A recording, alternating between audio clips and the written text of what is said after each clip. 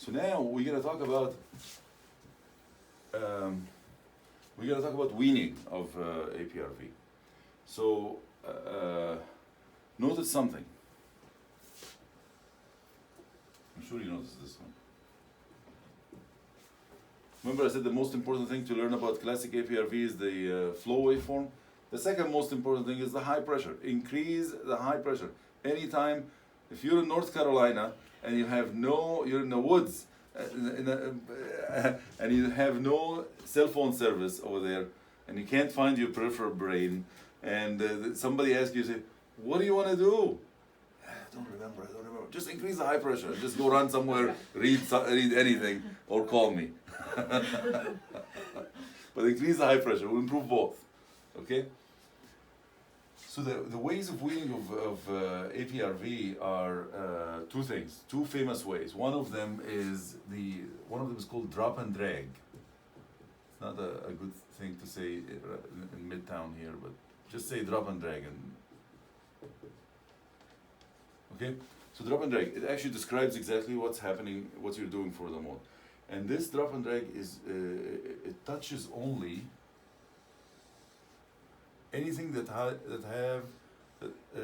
has the word high before it. So the high pressure and the high time. Doesn't touch anything else. Drop and drag, only the highs, okay? So drop the high pressure and prolong it for a longer time. Drop the high pressure and prolong it for a longer time. And keep doing that until this becomes very close to this. And the difference between them is like 15 or so. Okay? How much you drop every, so let's say first, why are we choosing, this is the most common, by the way. This is the most commonly done. Why is that? Because it's preferred for patients who are still hypoxic and patients who still need recruitment. So when we do APRV or when we switch somebody from any mode of ventilation to APRV, I always notice and I make people notice and I bring it up all the time, that the difference in X-ray. I mean, because that's something objective, you can see it. It's just the recruitment is unbelievable. This lung is not the same like this lung, you know, and it's guaranteed, 100% it's gonna happen. You know, it's really very predictable even. For whatever that's worth, you can argue that's not a good that's not a reliable outcome or whatever, but also other outcomes are there, but it just, you know. So if you see somebody that still have some issues with recruitment, still have some, junk here and there, or somebody who's still hypoxic, it's not like 100%, it's really 92%, 91%, still struggling with hypoxia, this is be the most suitable mode for them, for weaning. Why? Because by decreasing the high pressure, what are you doing? You're affecting or worsening oxygenation and worsening ventilation, right? You're removing the support for both. But by prolonging the high time, what are you doing? You're improving oxygenation. So basically oxygenation will be neutral. And there'll be no net effect will be neutral on the oxygenation. But ventilation, you're further worsening ventilation, which basically you're putting the patient more in charge of the ventilation, right? So that's the hypothesis of why this is the most common way of weaning. So how do you wean? You go down by 5 and you prolong by 2 seconds. Every 12 hours. And I'm really toying with the idea, I've been toying with the idea of actually doing it every 8 hours. Because I don't want to be in a situation where, because there's no guidance. Nobody really have a lot of guidance in this mode, so we have to come up with our own thing. I don't want to be like SIMV. SIMV, we killed the mode because we were just doing it very slow. So I don't want to be slow here, but again, I tried and it's touch and go. Sometimes some people tolerate every 8-hour change, some people don't tolerate it every 8-hour change. It's not bad anyway. By the time you go from there, it takes 3 days or so for weaning, and these people are sick anyway. So I don't think it's that bad to do it. But I'm still, or you should still, find the correct patient who you can do faster than every 12 hours. But anyway, the rule is that every 12 hours go by 5 minutes. So at some point you're gonna reach to, this is 20 for 14 seconds, and this is 5 for 0.5 seconds. So the next move, this will be 15 for 16 seconds, right?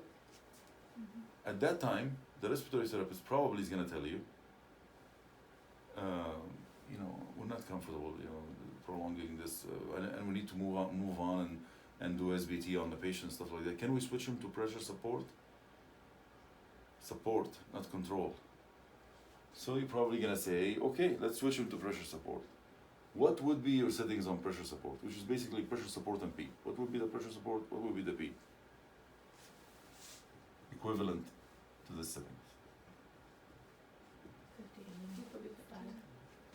50 over 5? Wrong. No, I do that. I think PEEP has to be 15. Yes. Right. So this is a mistake that's done by all respiratory therapists, or the majority of them, right? And all doctors, 100% of the doctors. Why? Because people think that because it's 15 over 5, then I have to switch it to 15 over 5. In fact, by the way, this mode is deceiving. I had a surgeon who was like, got embarrassed in front of the family because he didn't know that this mode makes the people look more awake, make their X-ray look better, and make them look better in general. But it's huge amount of PEEP, right? So they'd be like 20 over 5, 20 for 15 seconds, and 5 for whatever, 0.5 seconds, and they look awake and squeezing hand and breathing on their own, and the X-ray look great. So they went to the family and said, he's great, he's gonna be extubated today. I said, absolutely not. He has 20 of PEEP, right? So that's what you said, is that basically the high pressure is the PEEP. So what I care about is the PEEP. PEEP has to be 15, and this I don't care, 10, anything, 10, 12, anything, right? But at least you have to make the PEEP 15. This way, you don't de-recruit the patient. I'm okay, by the way, to go from 20, if you want to do 7 over 5 and go directly down to 5 of PEEP, consciously, it's okay with me, right? If you're doing it consciously because you think the patient improved, I diuresed them or did whatever, that's a different story. I'm talking about unconsciously doing that, that's really stupid. All right? So, bilevel type of weaning. That's almost not done or done very rarely. But that's basically the patient that improved from every aspect. You put him on APRV and he's like flying, and everything improved, and you just don't want to go through this long weaning. This is a much faster way of weaning. So basically from the name, it looks like we are doing 2 levels that are equal to each other in length and height. So basically you're touching everything. Remember this, touching only the highs, this is touching the highs and the lows. So basically you're reducing the high pressure and shortening the high time. And then raising the low pressure and lengthening the low time. And then again. And then again. See, the 2 levels are now closer to each other, and even in length became closer to each other. So now, let's say I reached to the point that this is 25 for 4 seconds, and this is 10 for 3 seconds. And then I want to wean lower than that. And the respirators, should we put them on pressure support? Yeah. What pressure support are you going to put them on? So got that 25, essentially PEEP. Wrong. He's only got 10. He's on So now It's the like pretty PEEP close. is the 10, is the low pressure. Now the PEEP becomes the low pressure. Why? Because I had prolonged it already for 3 seconds. So if you look at this wave, I already had reached the baseline, more than enough. 3 seconds is more than enough to reach the baseline and stay on the baseline for a long time. So the lung now had experienced the low pressure. The lung had seen the low pressure now. So it's okay for me to consider this the PEEP.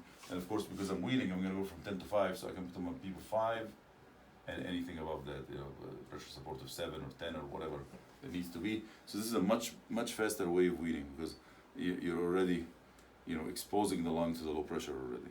Even though he's still spending 4 seconds at 25. Oh yeah, they do, and that's taken into consideration too. That's a big recruitment potential and stuff like that. But there's no danger from putting the PEEP at the low level because it's already happening and they're doing good on it. So as opposed to this one they never seen this pressure because it's so short, right? So that's the 2 ways of weaning, which brings me to the next time. So we're all done. That's it.